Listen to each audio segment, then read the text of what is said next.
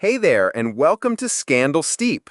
Long before social media and viral challenges, two Atlanta teenagers rewrote record industry history by becoming the youngest rap act ever to top the Billboard charts. Christopher Mac Daddy Kelly, born 11 August 1978, and Christopher Daddy Mac Smith, born 10 January 1979, were ordinary middle schoolers who spent their afternoons roaming Lenox Square Mall until a newly minted producer named Jermaine Dupri spotted them in 1991.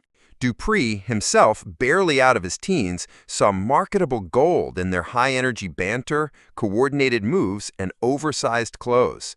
Within months, the boys, collectively branded Kris Kross, were in a studio recording Jump, the hyper-catchy single that would dominate radio throughout 1992. Almost overnight, Jump became an anthem. The video looped on MTV. Kids everywhere started wearing their jeans backwards, and the duo's debut album, Totally Crossed Out, went multi-platinum.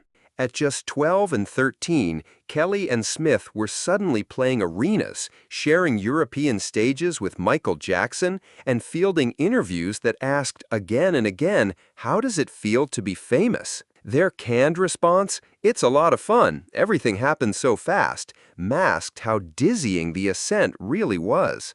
Behind the scenes, they were still children, navigating a business designed by adults for adults, with little legal counsel and even less control over the image that made them a franchise. Hip-hop in the early 90s was mutating quickly. New York's gritty boom-bap was giving way to West Coast G-funk, and Southern rap was taking its first confident steps. As the decade progressed, Kris Kross's kid-friendly brand struggled to evolve. Their trademark high-pitched deliveries deepened with puberty, and the backward pants gimmick that once looked novel soon felt dated. Record executives, always hungry for the next big thing, shifted their promotional budgets elsewhere, leaving the duo to wrestle with sophomore albums that never replicated their debut's impact. Many industry veterans now see Kris Kross's career as a textbook case of how young black performers can be commodified and discarded. Contracts signed when they were minors locked them into deals they barely understood. The fashion, the catchphrases, even the interviews were orchestrated to sell units, not to nurture their artistic growth. When sales dipped, the support system evaporated. Similar stories echo across pop history, but what makes Kris Kross's saga especially unsettling are the darker rumors that have surfaced in recent years. Rumors linking their mentors to the kind of exploitative behavior that has fueled multiple high-profile lawsuits. As Sean Diddy Combs' legal troubles intensify, former employees and associates describe drug-fueled parties, coercion, and underage exposure to adult situations, fans have started re-examining every teenage act that entered his orbit. Jermaine Dupri and Diddy collaborated frequently in the 90s, exchanging remixes, tour slots, and industry favors. Comedian Cat Williams, long dismissed as a conspiracy-minded provocateur, alleged as far back as 2011 that both men enabled a culture of grooming young male artists. Williams cited Kris Kross as possible victims, hinting at lawsuits that were quietly settled and sealed. Dupri once snapped at an Instagram commenter who referenced a 17-year-old case threatening to sue for defamation, a reaction critics deemed uncomfortably defensive. The speculation only grew after the tragic death of Mac Daddy. By 2009, paparazzi photos showed Kelly with bald patches on his scalp, prompting whispers of chemotherapy. He later clarified he suffered from alopecia, yet the images revealed a young man no longer shielded by the glossy sheen of early fame.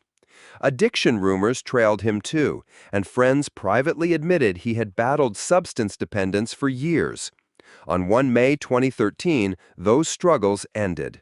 According to the Fulton County Medical Examiner, Kelly mixed heroin and cocaine in what law enforcement labeled speedball. A harrowing home video, recorded hours earlier, captured him stumbling and incoherent. A frantic 911 call followed, and paramedics arrived to find the 34-year-old unresponsive. Attempts to revive him failed. He was pronounced dead just after 5 p.m. The toxicology report listed multiple drugs, confirming the overdose. His mother, Donna Kelly Pratt, released a heartbreaking statement celebrating her kind, generous, fun-loving son and begging the public to remember the joy he brought rather than the demons that consumed him. Kelly's death reignited questions about what he and many child stars endure once the spotlight fades. Former insiders claimed the same party circuit that lionized teenage prodigies often introduced them to hard drugs. They describe after-hours club runs where minors, barred by law from entering, were nonetheless paraded outside for promotional stunts or escorted inside through kitchen doors. Diddy, they note, was rarely far from these environments, hosting invite-only gatherings where cameras were prohibited and power brokers mingled with freshly signed talents. The lawsuits piling up against Combs paint an unsettling picture. Music producer Rodney Jones alleges that between 2022 and 2023, every household employee, from chefs to butlers, was expected to carry fanny packs stuffed with cocaine, ecstasy, GHB, and a potent pink Coke cocktail blending cocaine with 2CB. Jones claims he was ordered to procure sex workers and sometimes perform acts himself to entertain guests. Another plaintiff, Seven Gazelle, says a fixer named Christina K.K. Coram arranged hotels, drugs, and transportation so Combs could assault her repeatedly, numbing her first with narcotics. Both suits describe freak-offs, marathon parties that lasted days and left participants sleep-deprived, disoriented, and, according to Gazelle, missing large chunks of memory. Legal analysts suggest prosecutors will argue a pattern of predation. Combs allegedly used fame, money, and chemical dependence to exert total control over younger, often impressionable artists. That narrative dovetails with long-standing whispers about his so-called flavor camp, the Manhattan crash course in showbiz that a 13-year-old Usher Raymond was sent to attend in 1993. In a 2004 Rolling Stone interview, and later on Howard Stern, Usher remembered wild, adult-themed parties, noting carefully that he had been exposed to a whole different set of experiences. He never explicitly accused Combs of wrongdoing, but his cautious wording only fueled speculation about what really happened behind velvet ropes.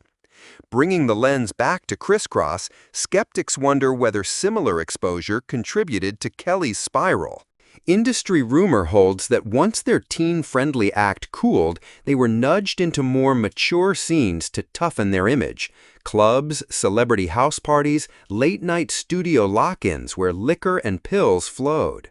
It is impossible to quantify how such environments shape a developing mind, but addiction specialists warn that early access to hard substances dramatically increases the risk of dependency. In remembering Kris Kross, we honor not just the soundtrack of a generation, but also a lesson. Greatness achieved too young, without guidance and protection, can come at a heartbreaking cost. Let their story inspire a safer, more ethical industry, where teenage dreams flourish without turning into adult nightmares.